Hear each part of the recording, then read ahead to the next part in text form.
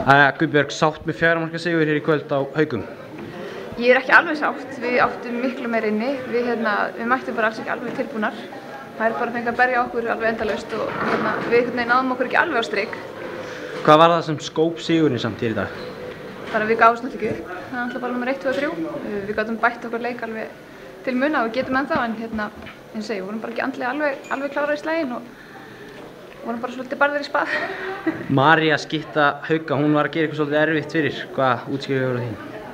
Já, bara léleg vörn, við vorum bara ekki að taka nógu vel á henni og hún fekk að ganga þarna svolítið vel á okkur og stóðum ekki alveg rétt á hana. Þú varst valin í 28 manna landsliðshóp, þú hlýtur að vera gríðarlega sátt með það? Já, ég er svona backup, þar að segja, ef eitthvað meiðist þá kem ég inn, þannig ég er bara nokkuð sátt við það. Er þetta það sem þú hefur stefnt að lengi?